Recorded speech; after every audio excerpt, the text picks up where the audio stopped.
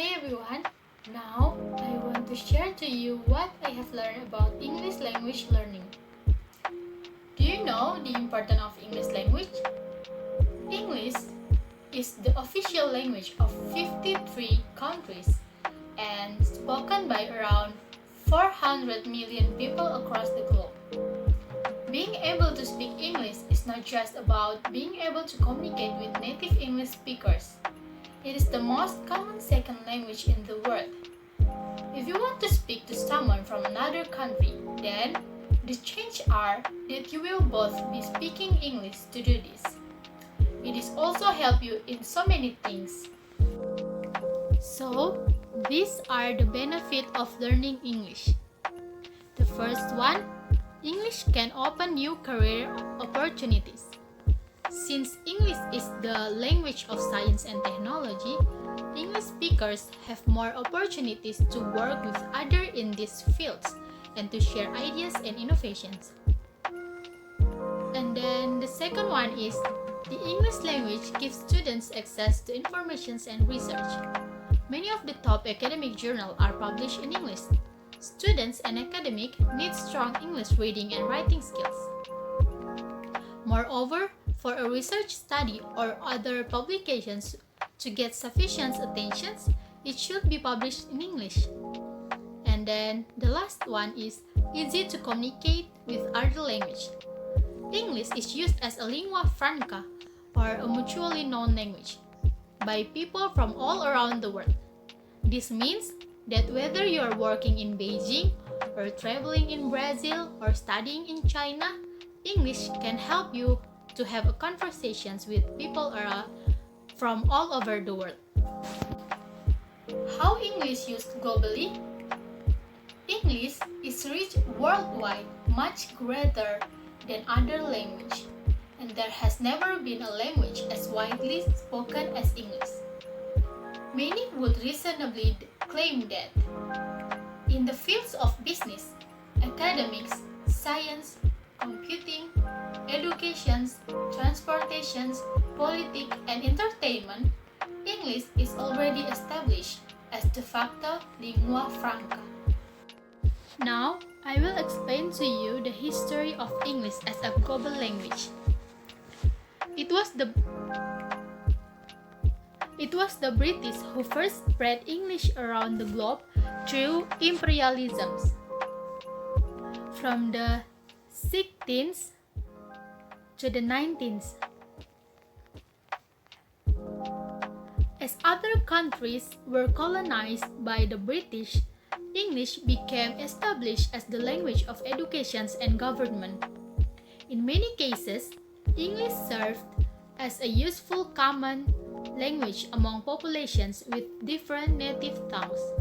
This feature contributed to the survival of English in many places long after the British were gone. And then, since the 20th century, the United States has had a stronger influence on the globalization of English. America is not only a major economic power, but also the source of a great deal of pop culture and entertainment in movies, televisions, and on the internet.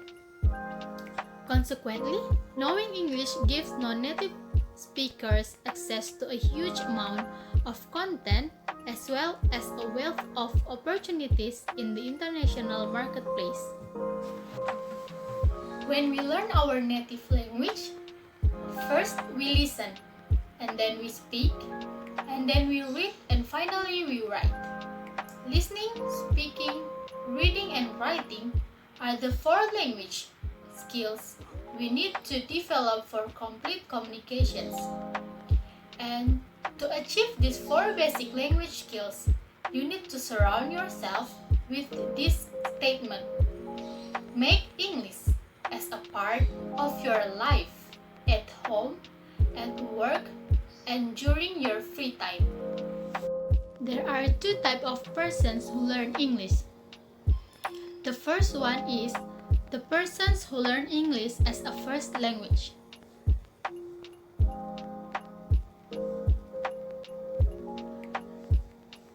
These children acquire their mother tongue through interactions with their parents and learn often from environment that surround them. As experts suggest, there is an innate capacity in every human being to acquire language. And then the second type is the persons who learn English as a second language. They learn by the rules and consciously. Learning a second language is a different process than learning a first language. Learners often transfer phonological, syntactic, and morphological rules from their first language to their second language. Do Indonesian people imitate pattern of English language? Both English and Indonesians use both active and passive sentence. However, passive sentences are more often used in Indonesian, whereas for English, it reverts more to active forms, especially when the focus is on objects. This is the example of English and Indonesian pattern. As you can see, the English pattern using passive sentence and Indonesian pattern using active sentence. And also, Indonesians are borrowed some word from English language. Firstly, we borrowed the word and then we adapt it, whether it is pronunciations or its usage is adapted to Bahasa Indonesia conventions. From there, it is then developed into what is called absorbed word.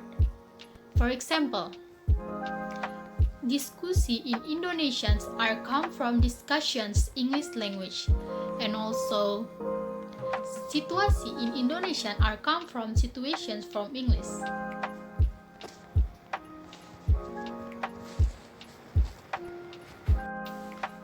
The absorption of words from other language is also a natural process motivated by the communications of the speaker and one that has been similar for thousands of years.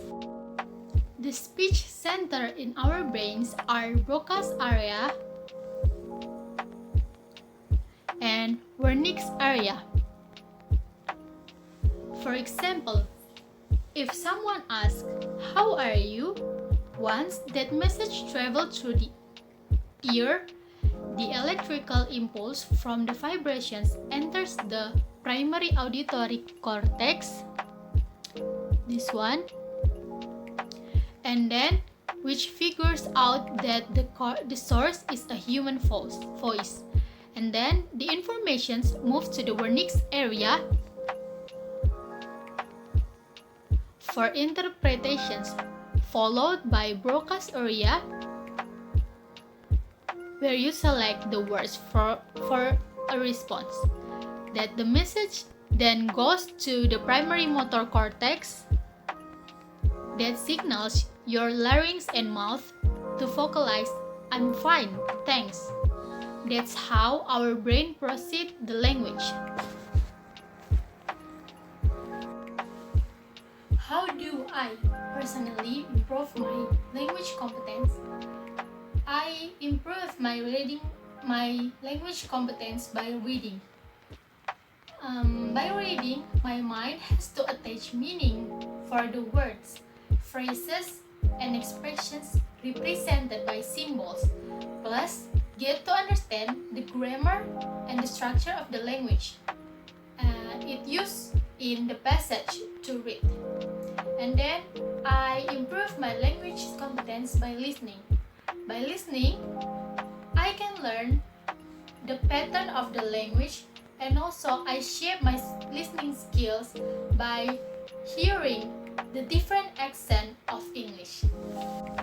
I'm not really good at patterns because I still cannot change Indonesian patterns into the English patterns. My difficulties in learning language is vocabulary. You know, vocabulary is one of the most comprehensive and difficult aspects of English for foreign learners to master truly.